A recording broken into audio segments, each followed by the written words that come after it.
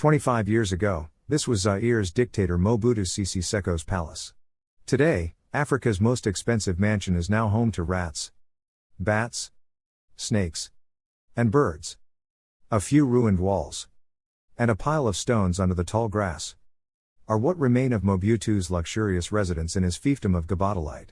Here, he had built an airport, where flights from Europe would land.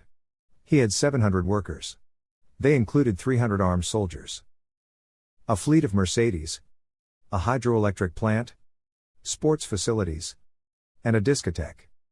Mobutu was the local economy. He was the economy. It is estimated that the magnificent structure, constructed on a large expanse of land, equivalent to a minimal game park, cost £100 million. It was nicknamed the Versailles of the jungle. And, for a reason. In the early 1970s, Gabatalite was a remote village of 1,500 people. They lived in mud brick huts and poverty.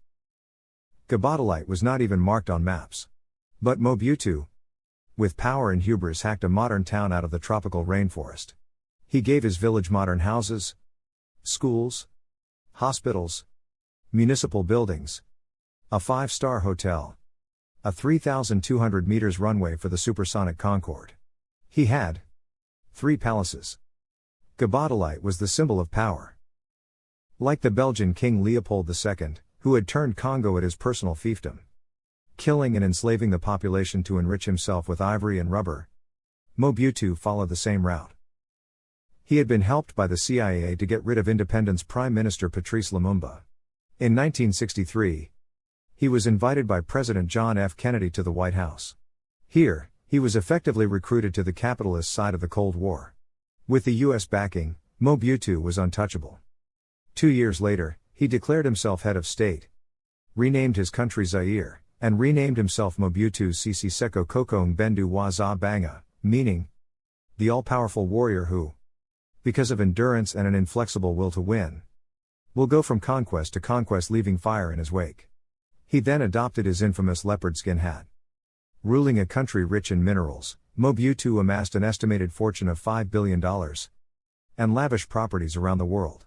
He set a bad example as Africa's greatest kleptocrat, thus inspiring many other dictators. Gabatalite was the centerpiece. It was designed by Tunisian-born French architect Olivier Clement Kakoub and Senegal's Pierre Goudiaby Atepa. His private palace, 7 miles outside town in Kawel, brimmed with paintings, sculptures, stained glass, ersatz Louis XIV furniture, marble from Carrara in Italy, and 2 swimming pools. There were loudspeakers which played his beloved Gregorian chants or classical music. Here, Mobutu hosted countless gaudy nights with Taittinger champagne, salmon and other food served on moving conveyor belts by Congolese and European chefs.